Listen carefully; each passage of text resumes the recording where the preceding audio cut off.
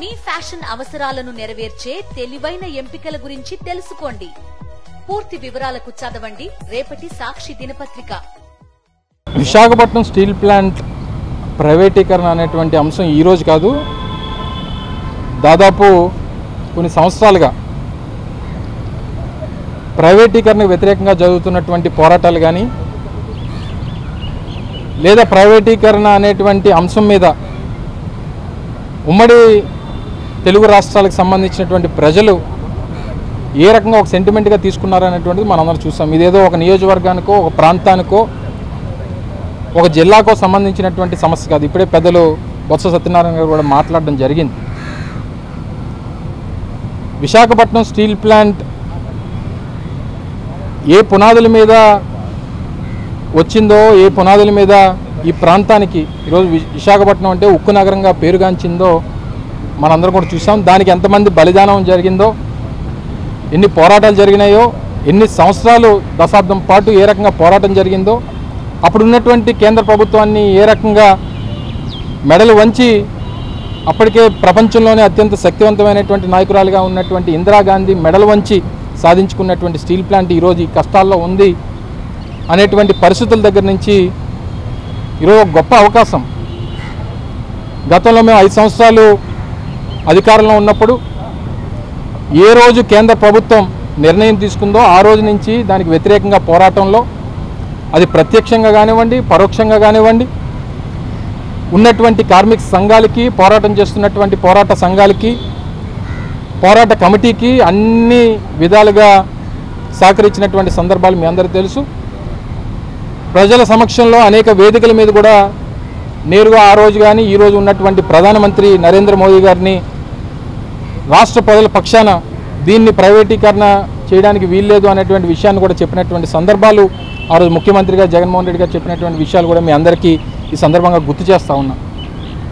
అయితే ఈరోజు ఉన్నటువంటి పరిస్థితుల్లో మన 12వ తారీఖున 2వ బ్లాస్ట్ ఫర్నెస్ని కూడా క్లోజ్ చేయడం మనం చూసాం.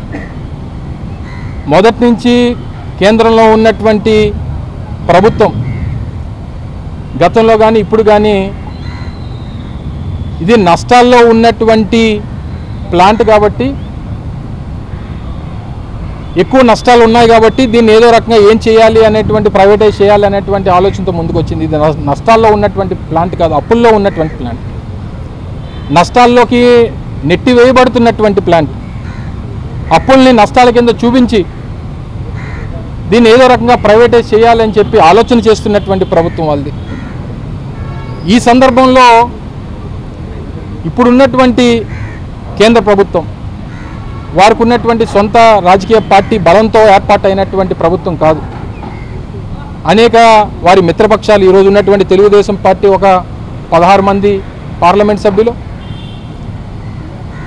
లేదా వారితో పాటు ఇక్కడ కూటమిలో ఉన్నటువంటి జనసేన పార్టీకి సంబంధించినటువంటి ఒక 2 పార్లమెంట్ సభ్యులు, వీరందరూ కూడా అక్కడ మద్దతు పలికితే కేంద్రంలో ఏర్పడినటువంటి ప్రభుత్వం ఈరోజు దేశంలో పరిపాలన చేస్తూ ఉంది.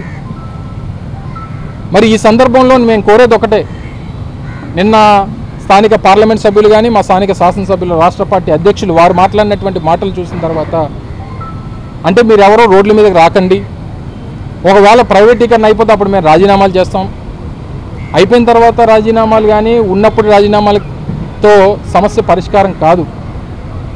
మీరు కానీ మీ పార్టీ అధ్యక్షులు వారు లేదా మీ పార్టీ రాష్ట్ర ముఖ్యమంత్రిగా ఉన్నటువంటి చంద్రబాబు నాయుడు గారు చెప్పాల్సింది ఏంటంటే, మేము ప్రజల తరపున, కార్మికుల తరపున, రాష్ట్ర ప్రజల తరపున వైఎస్ఆర్ కాంగ్రెస్ పార్టీ కోరేది ఒకటే, ఈ ప్లాంట్ ప్రైవేటీకరణ ఆగాలి అంటే చంద్రబాబు నాయుడు గారు కేంద్ర ప్రభుత్వానికి ఒకే ఒక మాట చెప్తే ఇది అవుతుంది.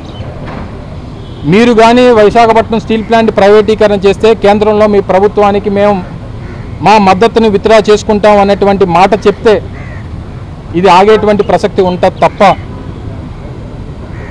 అంతా అయిపోయిన తర్వాత మేము రాజీనామాలు చేస్తాం, మేము రోడ్ల మీద కూర్చుంటాం, మేము పోరాటాలు చేస్తామంటే ఇది ఆగేది కాదు, జరగదు, జరగబోదు అనేటువంటి విషయాన్ని కూడా ఈ సందర్భంగా మీ ద్వారా తెలియజేస్తూ, వైఎస్ఆర్ కాంగ్రెస్ పార్టీ స్టాండ్ నిన్న కానీ ఈరోజు కానీ రేపు కానీ ఎప్పుడన్నా ఒకటే, ప్రైవేటీకరణకి వైఎస్ఆర్ కాంగ్రెస్ పార్టీ వ్యతిరేకం వ్యతిరేకం వ్యతిరేకం అనేటువంటి విషయాన్ని మొదటి నుంచి చెప్తూ వచ్చాం, దానికి కట్టుబడి ఉన్నాం.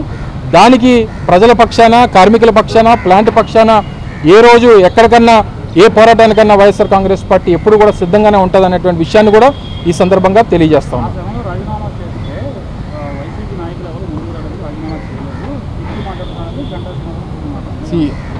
ఎవరు ఏం మాట్లాడినా ఇప్పుడు కూడా చెప్తా ఉన్నా, ఇప్పుడు కూడా నేనేం వాళ్ళు రాజీనామా చేయమని అడగట్లేదే. వాళ్ళు చేస్తాం, వాళ్ళు ఏ రకంగా చేస్తారో మాకు తెలుసులే. కానీ వాళ్ళు చేసినటువంటిది లెటర్లు, ఇచ్చినటువంటి లెటర్లు మళ్ళీ కోర్టులకు వెళ్ళి నా ఎమ్మెల్యే సభ్యత్వాన్ని కాపాడండి లేదా నా పార్లమెంట్ సభ్యత్వాన్ని కాపాడండి, ఈ రకమైనటువంటి చీప్ ట్రిక్స్ అనేటువంటివి కరెక్ట్ కాదు. ఫస్ట్ ఆఫ్ ఆల్ నేను చెప్పేది, నేను క్లియర్గా చెప్తున్నాను. నేను చెప్పిన దాంట్లో కానీ మా పార్టీ స్టాండ్లో కానీ ఏదైనా తప్పు ఉంటే మీరు ఇప్పుడే అడగండి, చెప్పండి. ఈరోజు కేంద్ర ప్రభుత్వం, మోడీ గారి ప్రభుత్వం కేంద్రంలో ఒక పక్క తెలుగుదేశం పార్టీ, ఒక పక్క జనతాదళ్ నితీష్ కుమార్ గారి రెండు చేతి కర్రల మీద ఈరోజు కేంద్రంలో ప్రభుత్వం నడుస్తూ ఉంది. ఏ కర్ర పోయినా ప్రభుత్వం కూలిపోయేటువంటి పరిస్థితి ఉంది. ఇంకో 4 సంవత్సరాలు 9 మాసాలు ఇంకా కాలం ఉంది. ఈ సమయంలో ఇటువంటి హుకుం జారీ చేయాల్సినటువంటి బాధ్యత ఈరోజు రాష్ట్రంలో ఉన్నటువంటి ప్రభుత్వం మీద ఉంది. నిజంగా ఆ రోజు కూడా మా మద్దతుతోనో లేదా మా అవసరంతోనో ఆ రోజు కేంద్రంలో ప్రభుత్వం ఏర్పాటు ఉండుంటే డెఫినెట్గా అదే చేసేవాళ్ళం. ఆ మాట జగన్మోహన్ రెడ్డి గారు మొన్న ఎన్నికల్లో చెప్పారు, దానికి ముందు ఎన్నికల్లో కూడా చెప్పారు. సో ఆ రకంగా ఆ మాట చెప్తే ఎందుకు ఆగదని అడుగుతా ఉన్నాం.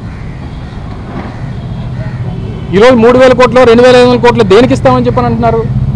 ఉన్నటువంటి ఎంప్లాయీస్ని తగ్గించడానికి, వాళ్ళకి వీఆర్ఎస్ సెటిల్ చేసి పంపించడానికి మీరు డబ్బు సాయం చేయాల్సినటువంటి అవసరం లేదు. ప్లాంట్ని ఏ రకంగా కాపాడాలి, ప్లాంట్ని ఏ రకంగా ప్రైవేటైజ్ కాకుండా చూడాలనేటువంటి దాని మీద ఏదైనా సలహాలు సూచనలు మీరు ఇచ్చుంటేనో, మీరు నిర్ణయాలు చెప్పుంటేనే బాగుండేది అనేటువంటిది మేము చూస్తూ ఉన్నాం. నేను ఆ రోజు కూడా నేను గాజువాక నుంచి పోటీ చేసినప్పుడు కూడా చెప్పాను. నిజంగా ఆ రోజు నరేంద్ర మోడీ గారు అనకాపల్లి వచ్చినప్పుడు చెప్పడం జరిగింది. ఆయన రాకముందే చెప్పాం, మీరు మోదీ గారితో ఒక ప్రకటన చేయించండి, వాళ్ళు మేము పోటీ కూడా పడాం, మేము విత్డ్రా అయిపోతాం అనేటువంటి మాట చెప్పాం.